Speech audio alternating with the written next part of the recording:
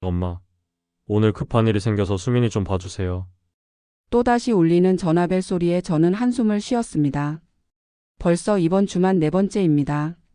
67년을 살아오면서 이렇게 제 시간이 제 것이 아니라고 느낀 적이 있었을까요? 35년간 간호사로 일하며 수많은 환자들을 돌봤지만 정작 제 노년은 또 다른 돌봄의 연속이었습니다. 아들 미안 오늘은 안 돼.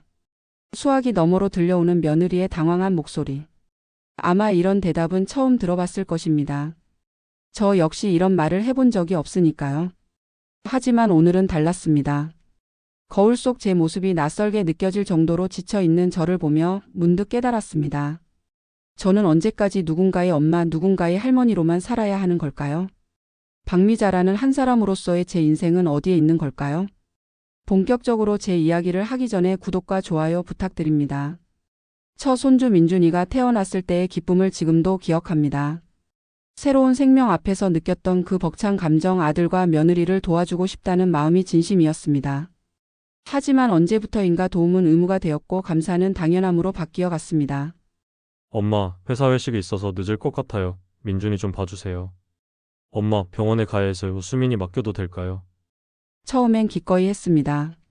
젊은 부부가 사회생활을 하려면 이런 도움이 필요하다고 생각했으니까요. 하지만 점점 저의 일정은 묻지도 않았습니다. 마치 저는 아무런 계획도 약속도 없는 사람인 것처럼 말입니다.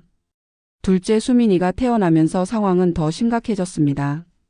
하루는 오전에 민준이를 맡아달라고 하더니 오후에는 수민이까지 데려왔습니다. 제가 두 아이를 혼자 돌보는 동안 그들은 데이트를 즐겼습니다. 저녁 늦게 돌아온 아들이 한 말이 지금도 귀에 맴돕니다. 엄마 고마워요. 엄마가 없었으면 어쨌을까요? 고맙다는 말이 공허하게 들렸습니다. 진심이 담기지 않은 습관적인 인사말 같았습니다. 제가 아파서 병원에 갔던 날 손주를 못 봐준다고 했더니 며느리가 한 말은 더 충격적이었습니다. 어머니, 그럼 저희는 어떡하라고 하세요? 회사 일정을 다 맞춰놨는데요. 제가 아픈 것보다 그들의 일정이 더 중요하다는 뜻이었습니다. 그 순간 깨달았습니다. 저는 그들에게 사람이 아니라 편의시설이었다는 것을요. 결정적인 순간은 남편의 생일날이었습니다. 68세 생일을 맞은 남편을 위해 조촐한 상을 차려놓고 기다리고 있는데 아들이 전화를 걸어왔습니다. 엄마, 오늘 급한 프레젠테이션이 있어서 민준이랑 수민이 좀 봐주세요. 저녁 늦게 데리러 갈게요. 오늘은 너 아빠 생일이야. 가족끼리 저녁 먹으려고 했는데 아, 그러게요. 그럼 아빠 생신상 차려놓고 애들이랑 같이 드시면 되잖아요. 엄마는 집에서 노시면서 할 일도 없으시니까 괜찮으시죠? 그 말을 듣는 순간 뭔가 제 안에서 뚝하고 끊어지는 소리가 들렸습니다. 집에서 노시면서 할 일도 없다고요? 35년간 밤낮 없이 환자들을 돌보며 살아온 제가 이제는 그저 시간이 남아도는 늙은이 취급을 받고 있었습니다. 안 돼. 처음으로 단호하게 거절했습니다. 아들의 당황한 목소리가 들렸지만 저는 전화를 끊었습니다. 남편이 놀란 표정으로 저를 바라봤습니다. 여보, 괜찮아요? 아이들이 곤란할 텐데. 당신도 그런 생각이에요? 제가 할 일 없이 집에서 놀고 있다고요? 남편은 아무 말도 하지 못했습니다. 그도 어쩌면 저를 그렇게 보고 있었을지도 모른다는 생각이 들었습니다. 그날 밤 저는 결심했습니다. 더 이상 이런 식으로 살 수는 없다고요. 다음 날 아침 일찍 남편에게 말했습니다. 여보, 우리 여행 좀 갔다 와요. 오랫동안 미뤄왔던 제주도 여행 말이에요. 갑자기 웬 여행이야? 아이들 돌봐줘야 하는데. 그건 아이들 부모가 알아서 해야 할 일이에요. 우리도 우리 인생을 살 권리가 있어요. 3박 4일 제주도 여행은 오랜만에 느끼는 자유였습니다. 아무도 저를 찾지 않는 시간, 제가 하고 싶은 것만 하는 시간이 얼마나 소중한지 새삼 깨달았습니다. 바다를 바라보며 걷는 동안 제 안에 숨어있던 박미자라는 사람이 다시 깨어나는 느낌이었습니다. 여행에서 돌아온 후 아들이 찾아왔습니다. 지난 며칠간 얼마나 고생했는지 얼굴에 다 써 있었습니다. 엄마 왜 그러세요? 갑자기 여행을 가시고 저희가 얼마나 힘들었는지 아세요? 너희가 힘들었다고? 그럼 지금까지 내가 얼마나 힘들었는지는 생각해봤니? 처음으로 아들에게 화를 냈습니다. 그동안 참아왔던 말들이 쏟아져 나왔습니다. 너희는 나를 사람으로 보는 게 아니야. 그냥 편리한 무료 서비스 정도로 생각하고 있어. 감사하다는 말도 형식적이고 내 일정은 묻지도 않고 내가 아파도 너희 일정이 더 중요하다고 생각하잖아. 며칠 후 며느리가 찾아왔습니다. 손에는 봉투를 들고 있었습니다.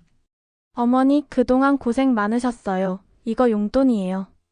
앞으로도 잘 부탁드릴게요. 저는 그 봉투를 받지 않았습니다. 내가 돈이 필요해서 손주를 봐주는 건 아니야. 그리고 지금처럼은 안 돼. 그럼 어떻게 하라고 하세요? 저희도 직장인이라 할 수 없어요. 할 수 없다고? 나는 선택권도 없는 사람인 것 같아. 며느리는 당황스러워했습니다. 지금까지 한 번도 이런 식으로 대화해 본 적이 없으니까요. 정말 도움이 필요하면 미리 부탁해. 그리고 내가 거절하면 받아들여야 해. 나도 내 계획이 있고 내 시간이 있어. 그리고 고맙다는 말을 형식적으로 하지 말아줘. 진심으로 감사하다면 행동으로 보여줘. 그 후 며칠간 연락이 없었습니다. 아마 제 변화에 당황해서 어떻게 대응해야 할지 모르겠다는 생각이 들었습니다. 하지만 저는 흔들리지 않았습니다. 이미 선을 넘어버린 상황에서 다시 되돌아갈 수는 없었습니다. 한 달 후 아들과 며느리가 함께 찾아왔습니다. 이번에는 분위기가 달랐습니다. 엄마, 죄송해요. 그동안 엄마를 너무 당연하게 생각했어요. 아들의 사과가 진심으로 들렸습니다. 어머니, 저도 정말 죄송해요. 어머니가 얼마나 힘드셨을지 생각해보니 저희가 너무 이기적이었어요. 며느리도 눈물을 글썽이며 말했습니다. 그래, 이제야 정신을 차렸구나. 하지만 사과만으로는 부족해. 앞으로는 제대로 된 룰이 필요해. 저는 종이에 적어둔 내용을 꺼냈습니다. 첫째, 손주 돌봄은 일주일에 최대 2번 하루 4시간 이내. 둘째, 최소 3일 전에 미리 부탁할 것. 셋째, 내가 거절하면 이유를 묻지 말고 받아들일 것. 넷째, 돌봄이 끝나면 반드시 직접적인 감사 표현을 할 것. 다섯째, 한 달에 한 번은 우리 부부만의 시간을 존중할 것. 마지막으로 나도 박미자라는 한 사람이야. 누군가의 엄마 할머니이기 전에 말이야. 그걸 인정해줘. 아들과 며느리는 고개를 끄덕였습니다. 처음으로 저를 한 인격체로 인정해주는 것 같았습니다. 그로부터 3개월이 지났습니다. 놀랍게도 새로운 룰이 정착되자 가족 관계가 더 좋아졌습니다. 아들과 며느리는 정말 필요할 때만 부탁을 하게 되었고 저도 기꺼이 도와줄 수 있게 되었습니다. 무엇보다 그들이 저를 대하는 태도가 완전히 달라졌습니다. 엄마, 오늘 정말 고마웠어요. 덕분에 중요한 일을 잘 마칠 수 있었어요. 이제 감사 인사도 진심이 담겨 있습니다. 그리고 저 역시 진심으로 기쁘게 받아들일 수 있게 되었습니다. 남편과의 관계도 좋아졌습니다. 함께 등산을 다니고 문화센터 강의도 들으며 제2의 인생을 설계하고 있습니다. 무엇보다 제가 저 자신을 존중하게 되면서 자존감이 높아졌습니다. 손주들과의 관계도 더 특별해졌습니다. 의무가 아닌 선택으로 함께하는 시간이 되다 보니 더 여유롭게 아이들과 놀아줄 수 있게 되었습니다. 민준이와 수민이도 할머니가 더 밝아졌다며 좋아합니다. 변화를 시작한 지 이제 6개월이 지났습니다. 거울 속 제 모습이 예전보다 훨씬 밝아 보입니다. 67년을 살면서 처음으로 나라는 존재에 대해 진지하게 생각해 본 시간이었습니다. 처음에는 두려웠습니다. 평생 누군가를 위해 사는 삶이 익숙했던 저에게 나를 위해 사는 삶은 너무나 낯설었습니다. 혹시 제가 너무 이기적인 건 아닐까, 나이 들어 성격이 까다로워진 건 아닐까 하는 걱정도 많았습니다. 하지만 지금 돌이켜보면 그때의 용기가 제 인생의 터닝포인트였습니다. 변화의 과정에서 가장 어려웠던 것은 죄책감이었습니다. 평생 남을 위해 살아왔던 제가 갑자기 저를 우선시한다는 것이 너무 어색했습니다. 밤마다 내가 너무 이기적인 건 아닐까 하는 생각에 잠을 이루지 못한 날들도 많았습니다. 하지만 문화센터에서 만난 상담사 선생님의 말씀이 큰 도움이 되었습니다. 자기 자신을 돌보는 것은 이기적인 게 아니라 건강한 겁니다. 나 자신이 행복해야 다른 사람도 행복하게 만들 수 있어요. 처음엔 주변 반응이 곱지 않았습니다. 아파트 단지 이웃들 사이에서도 소문이 났습니다. 박미자 씨가 요새 손주 돌봄을 안 해준다더라. 나이 들더니 성격이 변했나 봐 하는 식의 수군거림들이 있었습니다. 그럴 때마다 마음이 흔들렸습니다. 특히 힘들었던 것은 오랜 친구 중 한 명이 한 말이었습니다. 미자야, 손주 돌봄을 거절하다니. 우리 때는 그래도 가족을 위해 희생하는 게 당연했는데. 그 말을 들을 때는 정말 제가 잘못하고 있는 건 아닌가 하는 생각이 들었습니다. 하지만 문화센터에서 만난 친구들의 반응은 달랐습니다. 미자 씨 정말 잘했어요. 저도 그런 용기가 있었으면 좋겠어요. 비슷한 처지의 친구들이 하나둘 제 이야기에 공감하며 용기를 얻는 모습을 보면서 제가 한 선택이 틀리지 않았다는 확신이 들었습니다. 어떤 친구는 제 이야기를 듣고 자신도 변화를 시작했다고 고백하기도 했습니다. 한 친구는 이런 말을 했습니다. 미자 씨 덕분에 저도 용기를 냈어요. 며느리에게 손주 돌봄 횟수를 줄여달라고 했더니 처음엔 당황하더니 나중에는 이해해 주더라고요. 오히려 제가 너무 무리했다며 미안하다고 하더라고요. 점점 더 많은 사람들이 제 이야기에 공감하고 비슷한 변화를 시도하는 모습을 보면서 제가 혼자가 아니라는 것을 깨달았습니다.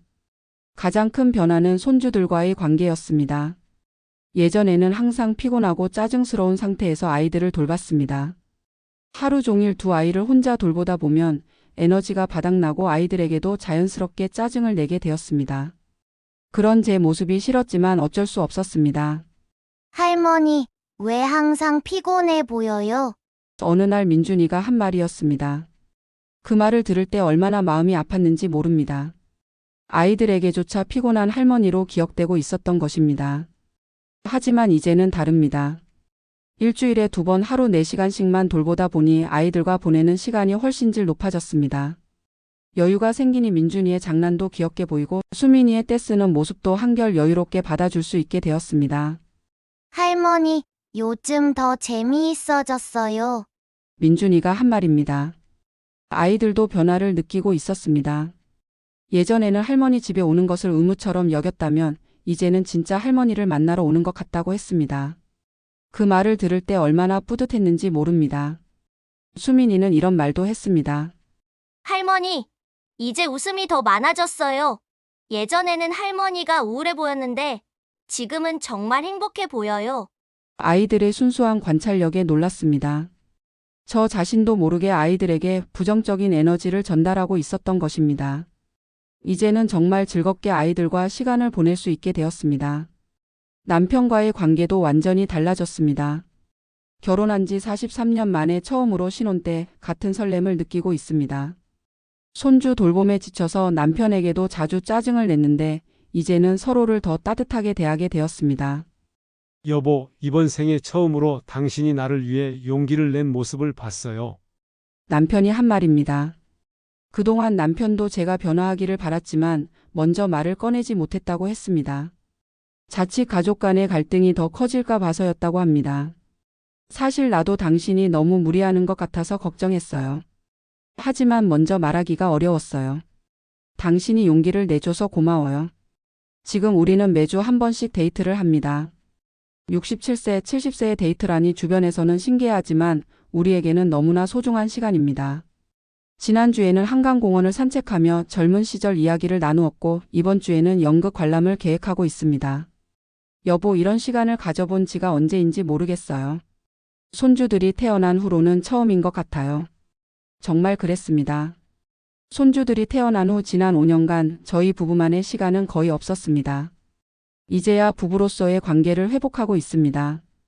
시간적 여유가 생기면서 새로운 취미도 생겼습니다. 문화센터에서 서예를 배우기 시작했는데 붓을 잡고 한 글자씩 써내려가는 시간이 명상하는 것 같아서 좋습니다. 요가 수업도 듣고 있습니다. 35년간 간호사로 일하면서 망가진 몸을 이제야 제대로 돌보고 있는 중입니다. 어머니, 요새 정말 건강해 보이세요. 얼굴색도 훨씬 좋아지셨어요. 며느리가 한 말입니다. 정말로 몸이 건강해졌습니다. 스트레스가 줄어들면서 잠도 잘 오고 식욕도 좋아졌습니다. 무엇보다 몸과 마음이 가벼워진 느낌입니다.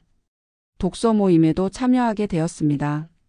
젊은 시절 좋아했던 책 읽기를 다시 시작한 것입니다. 한 달에 한 권씩 같은 책을 읽고 이야기를 나누는 시간이 너무 즐겁습니다. 이런 지적인 자극이 있어서인지 머리도 더 맑아진 것 같습니다. 미자 씨 정말 똑똑하세요. 책에 대한 해석이 참신해요. 독서 모임 회원들이 하는 말입니다. 35년간 간호사로 일하면서 쌓인 경험과 지식이 책을 읽는데도 도움이 되는 것 같습니다. 그동안 묻혀있던 제 능력을 다시 발견하는 기쁨을 느끼고 있습니다. 아들과 며느리와의 관계도 완전히 새로워졌습니다. 이제 그들은 저를 편리한 서비스가 아닌 존중받아야 할 개인으로 대합니다. 손주를 맡길 때도 정중하게 부탁하고 돌봄이 끝나면 진심으로 감사를 표합니다.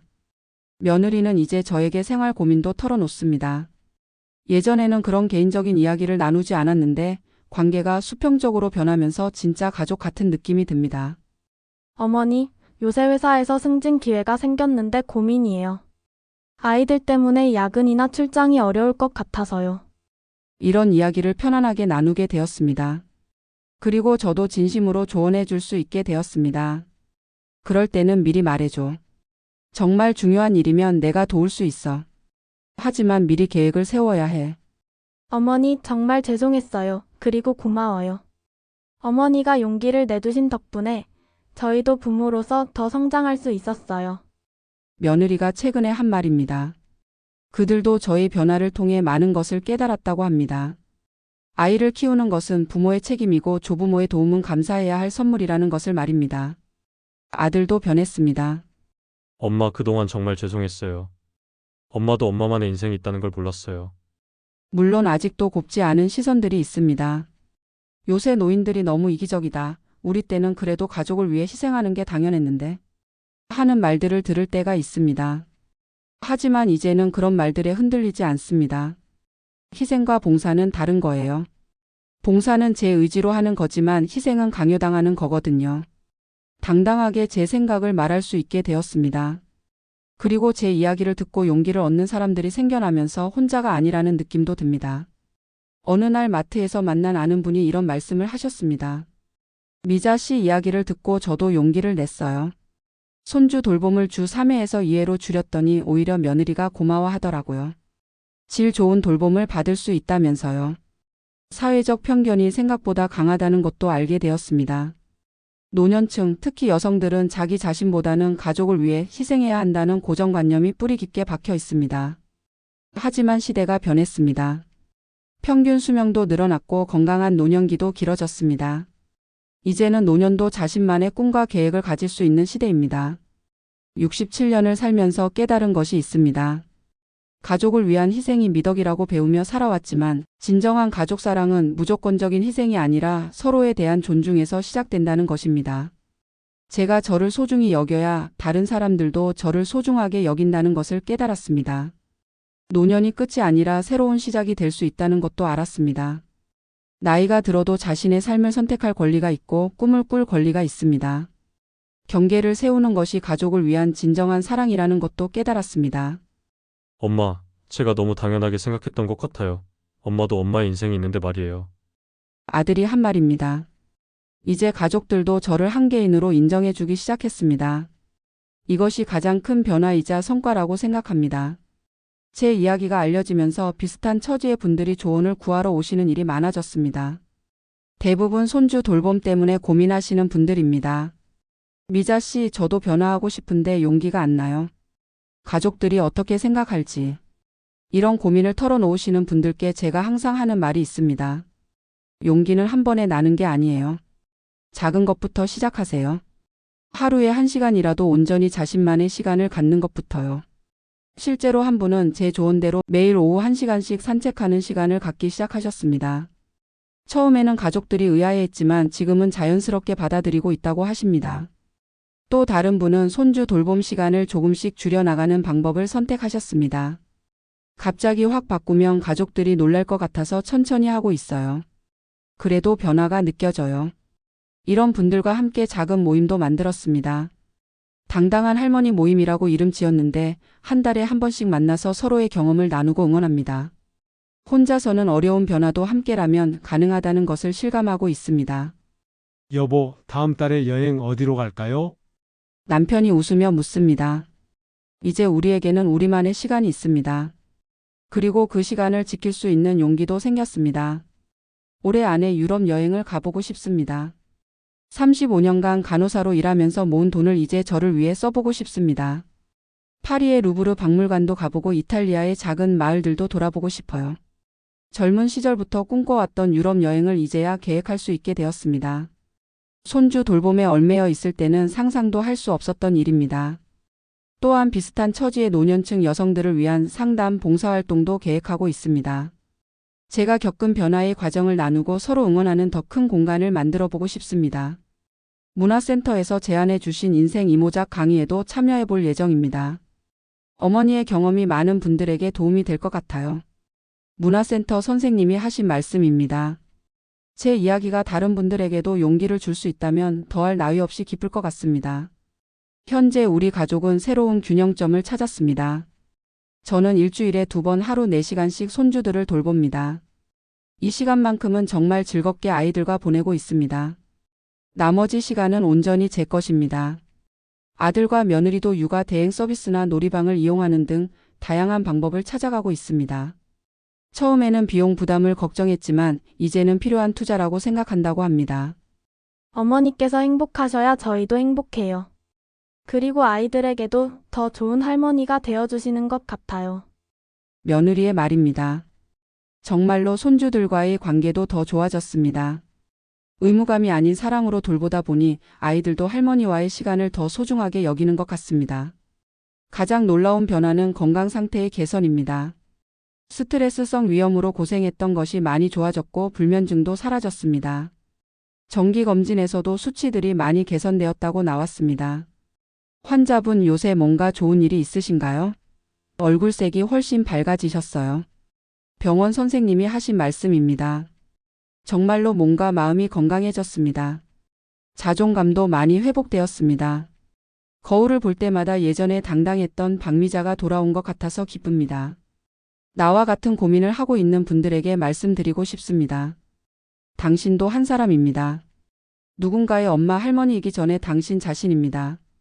당신의 시간도 소중하고 당신의 꿈도 소중합니다. 늦었다고 생각하지 마시고 지금이라도 용기를 내어보세요. 변화는 어렵습니다. 특히 67년간 같은 방식으로 살아온 사람에게는 더욱 그렇습니다. 하지만 용기를 낸다면 늦은 나이에도 새로운 인생을 시작할 수 있다는 것을 이제 압니다. 처음에는 작은 것부터 시작하세요. 하루 30분이라도 온전히 자신만의 시간을 갖는 것, 가족에게 자신의 의견을 표현하는 것, 때로는 거절하는 것.